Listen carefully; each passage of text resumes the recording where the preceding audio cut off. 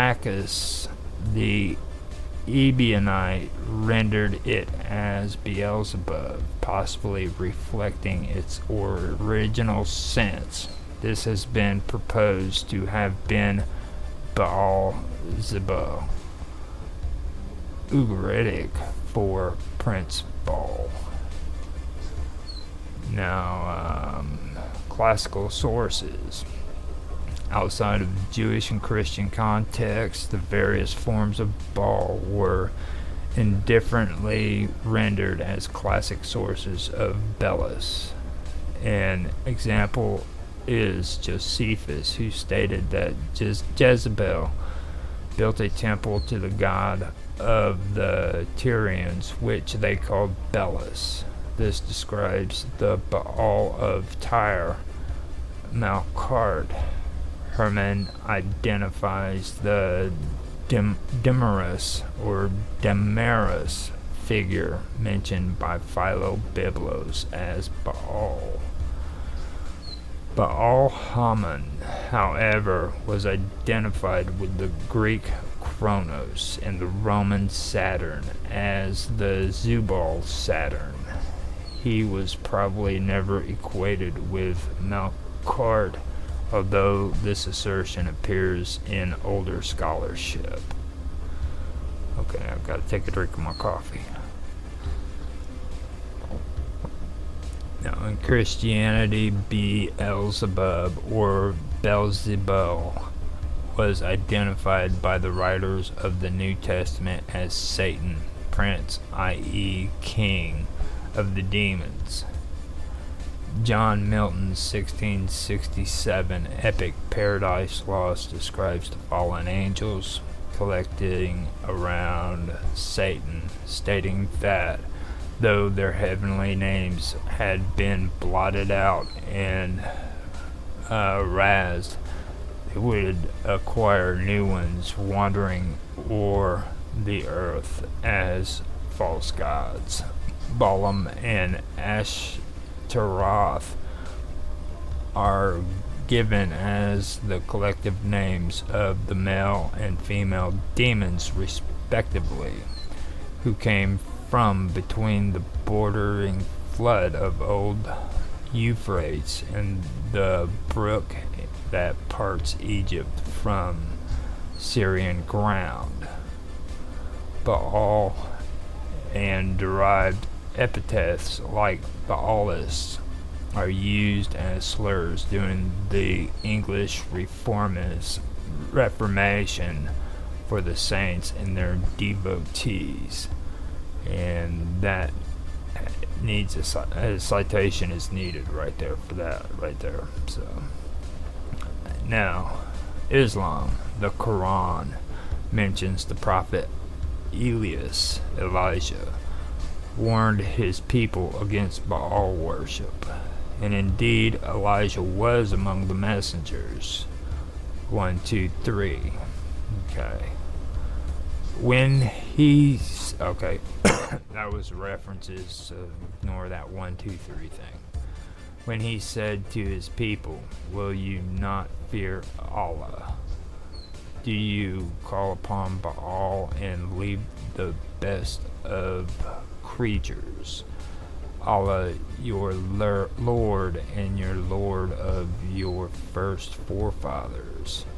And they denied him, so indeed they will be brought for punishment, except the chosen servants of Allah. And we left him favorable mention among later generations. Peace be upon Ilyasine. Indeed, we thus reward the doers of good. Indeed, he was our believing servant. Quran Surah 37 verses 123 132. According to Tabari, Baal is a term used by Arabs to denote everything which is a lord over anything.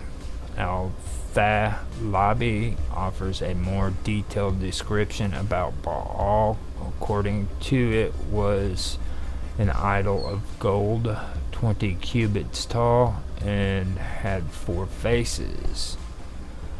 The triliteral root Baal occurs 7 times in the Quran, with its common Semitic usage of owner, husband, particularly husband.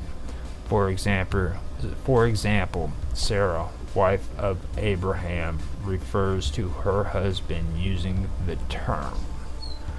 So right there is what I've got for Baal. And we will start with the Canaanites. So now the Canaanites. The Canaanites were inhabitants of ancient Canaan, a region that roughly corresponds to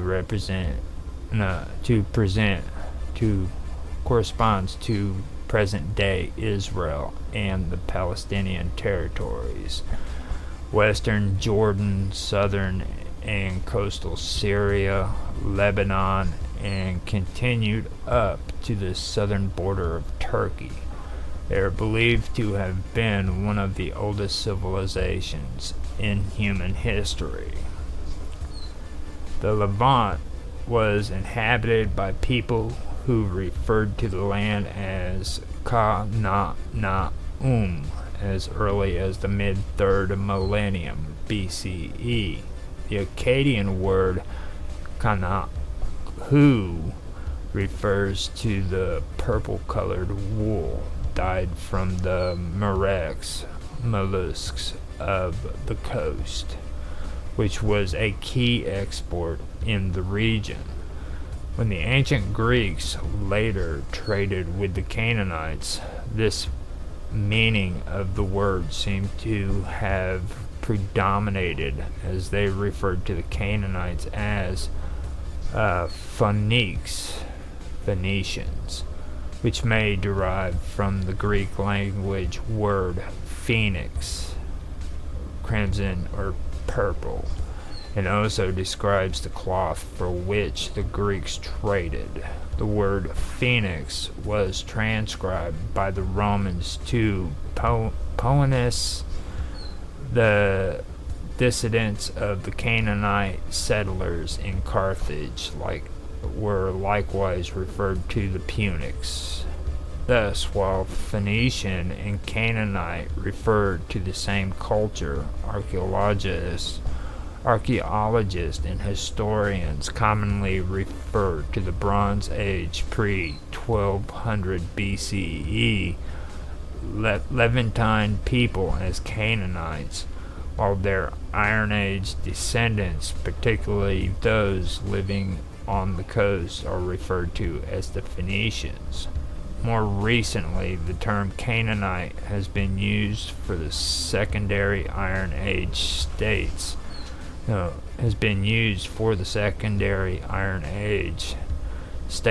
the Levantine interior that were not ruled by Aramean people, that is, that were ruled by a separate and closely related ethnic group, which included the Palestines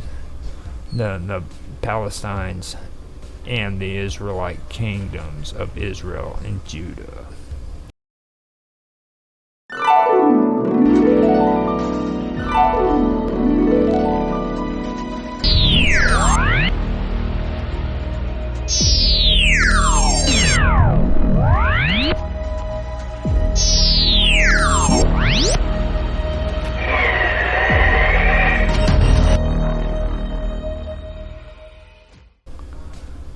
According to archaeologists Jonathan and Tubb, Ammonites, Moabites, Israelites, and Phoenicians undoubtedly achieved their own cultural identities, and yet, ethnically, they were all Canaanites, the same people who settled in farming villages in the beginning of the 8th millennium BCE.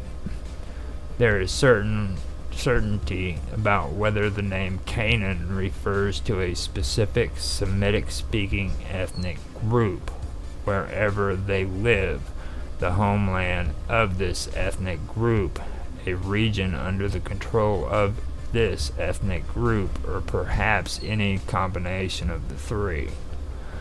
Canaanite civilization was a response to long periods of stable climate interrupted by short periods of climate change.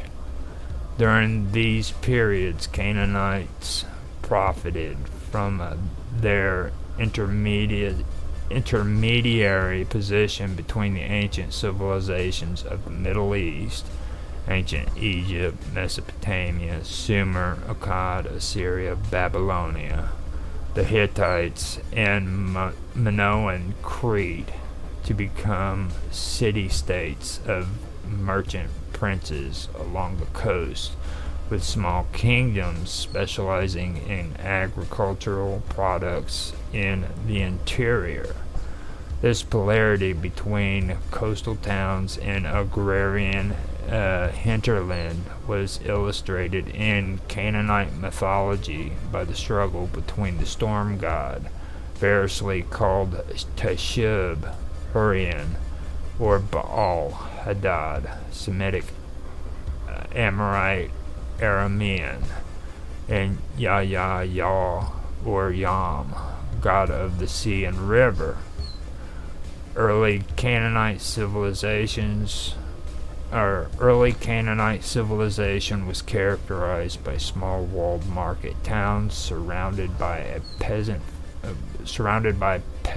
farmers growing a range of local horticultural products, along with commercial growing of grapes for wine, and pistachios, surrounded by extensive grain cropping, predominantly wheat and barley. Harvest in early summer was a season when transhumance nomadism was practiced. Shepherds stayed with their flocks during the wet season and returning to graze them on the harvested stubble closer to water supplies in the summer. Evidence of this cycle of agriculture is found in the Gezer calendar, and the biblical cycle of the year. Periods of rapid climate change generally saw a collapse of this mixed Mediterranean farming system. Commercial production was replaced with a subsistence agricultural foodstuffs. The transhumance pastoralism became a year-round nomadic pastoral activity, whilst tribal groups wandered in a circular pattern north to the Euphrates or south to the Egyptian delta with their flocks. Occasionally, tribal chieftains would emerge, raiding enemy settlements and rewarding loyal followers from the spoils or by tariffs levied on merchants. Should the cities band together and retaliate, a neighboring state intervene, or should the chieftains suffer a reversal of fortune, allies would fall away, or intertribal feuding would return. It has been suggested that the patriarchal tales of the Bible reflect such social forms. During the periods of collapse of Akkadian Empire in Mesopotamia, in the first intermediate period of Egypt, the Hyksos invasion, and the end of the Middle Bronze Age in Assyria and Babylonia, and the Late Bronze Age collapse, trade through the Canaanite area would dwindle as Egypt, Babylonia, and to a lesser degree Assyria withdrew into their isolation. When the climates stabilized, trade would resume firstly along the coast in the area of the Philistine and Phoenician cities. As markets redeveloped, new trade routes would avoid the heavy traffic of the coast. No,